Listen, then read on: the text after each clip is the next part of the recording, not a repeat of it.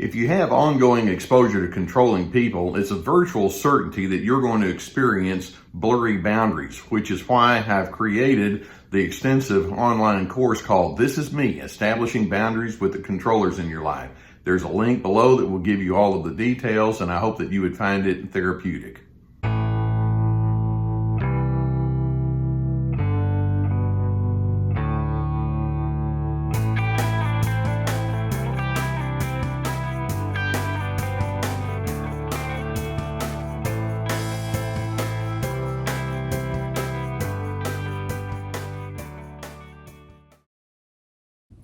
Each of us spends the majority of our time during the day just taking care of the mundane things in life, whether it's going to your job or taking care of kids or tending to all sorts of domestic chores, going to the grocery store, and preparing for meals, things like that. But at some point, every one of us needs to pull back and reflect on some of the weightier kinds of questions. Questions like, exactly what is the meaning of this life? Or how do I define success? Or what is the key to finding peace? Or what is the key to finding happiness? What is the wisest way to maneuver through some of the differences that we have with other individuals? How do I want to be described at my funeral? That's a question you don't want to ponder a lot, but at some point we need to come to terms with those kind of questions. And when you do look into those kinds of questions, somewhere in the mix of all of that, the answer is attached to the word love. I want to be known as a person of love. I want to know that beyond just the material world, there's something bigger going on here. There's something transcendent that we can plug into. And we want to make love the answer that we're seeking for all of these life questions.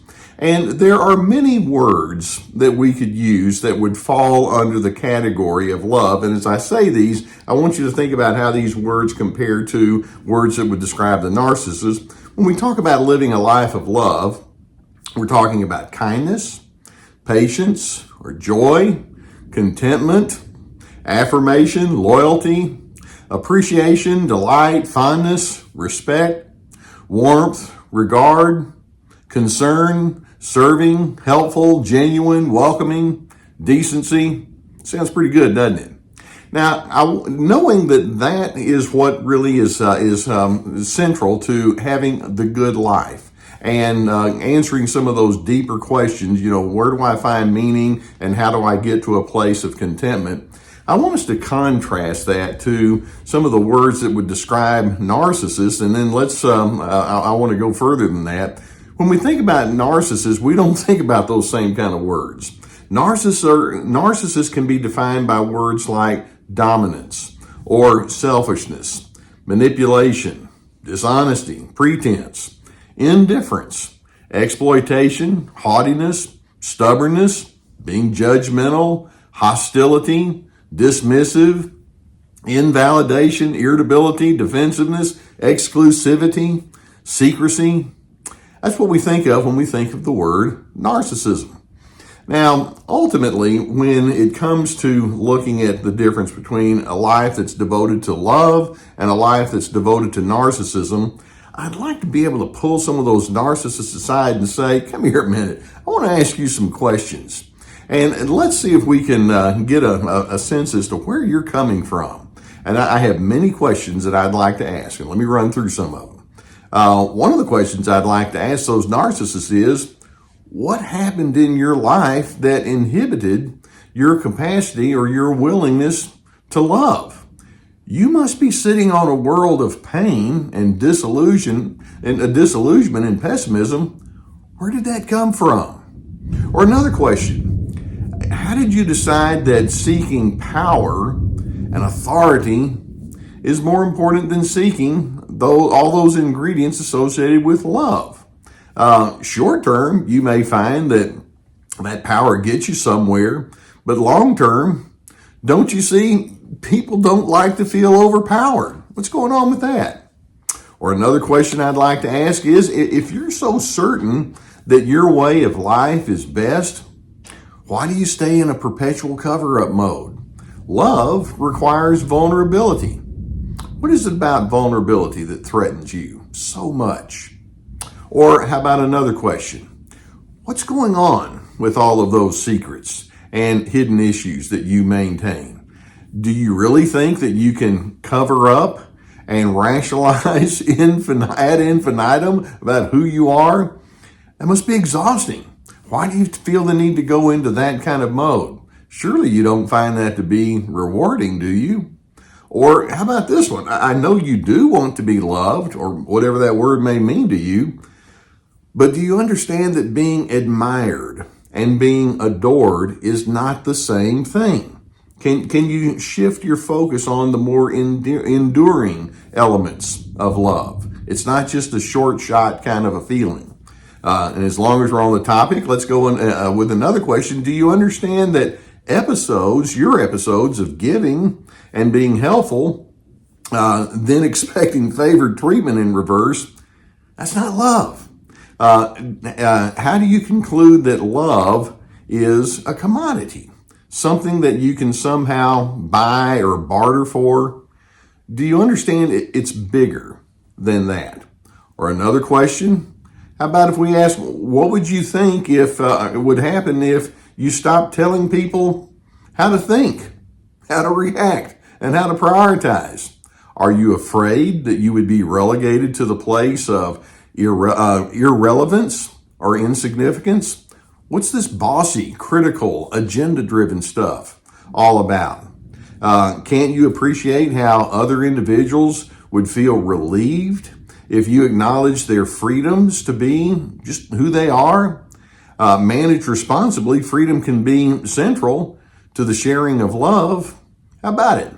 Would you allow me and other individuals the privilege to just simply be distinct? Do you find that to be appealing?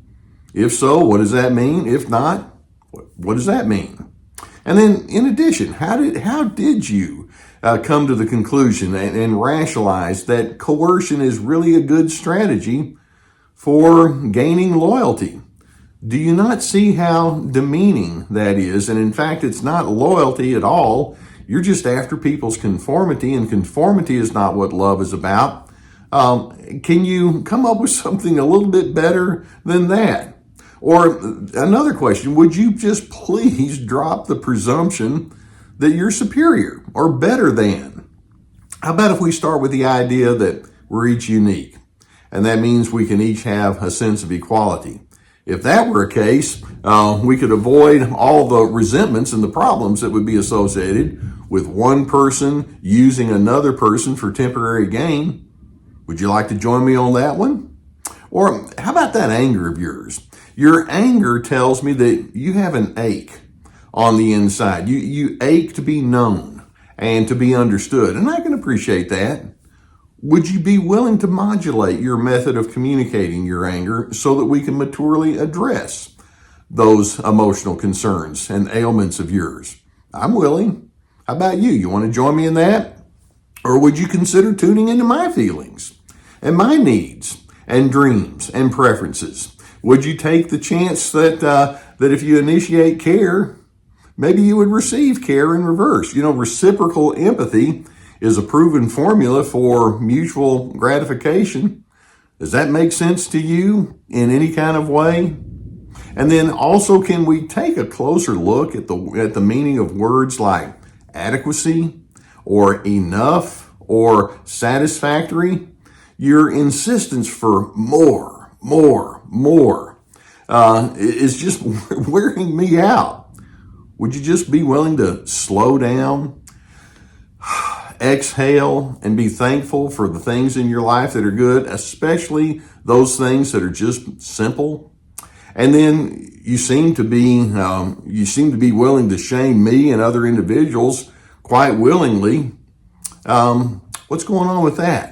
Have you ever heard of projection?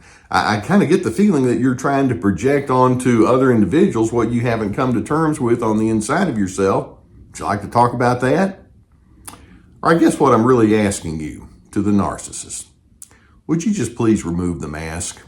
Would you just take time to set it aside and realize that the mask stands for phoniness, Love is not something that goes along with that.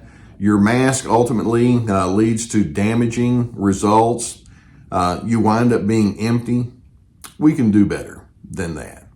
See, those are the questions I'd like to ask. The answer to those deeper questions somehow involves love, but the narcissist has so dismissed the whole notion that love can and should be central and foundational to who we are that they're not really able to answer these questions very well.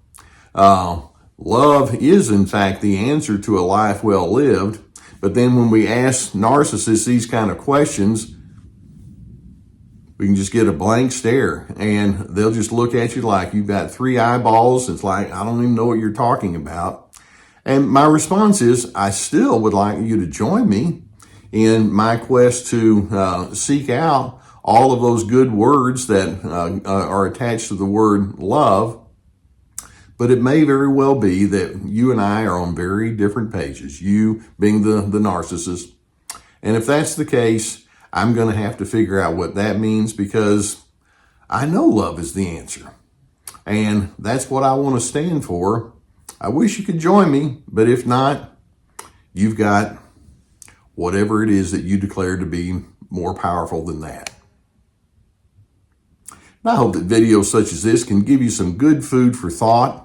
I do hope that you recognize that as we understand the nature of narcissism, it can also prompt us to understand the nature of the better alternatives of a good life of love. If you've not already hit that subscribe button, I would encourage you to do so. Gus and I will have more videos come your way. He actually laid on the blanket today. How about that? Hit the target. Go ahead and hit that subscribe button. We'll keep more videos coming at you. If you have a need for therapy, we are sponsored by the people at BetterHelp.com. There's a whole team of licensed professional therapists that could assist you. And if that's a need that you would find useful, then there's a link below that will carry you to that. Go ahead and click through that link, and then you'll get the help that you need. And I strongly encourage that if, in fact, that is something that you really could use. In addition, I have my therapeutic courses, Ready, Set, Connect, about connecting well. This is me, about establishing boundaries, Free to Be, about finding yourself despite the controllers. We have a new podcast now. We have books that are below, so plenty of resources. And I really do thank you when you allow me to be on the journey with you. The answer to the question is love. And it's something I hope that you search out and live into for the rest of your life, because in doing so, that's how you're going to find your place of peace.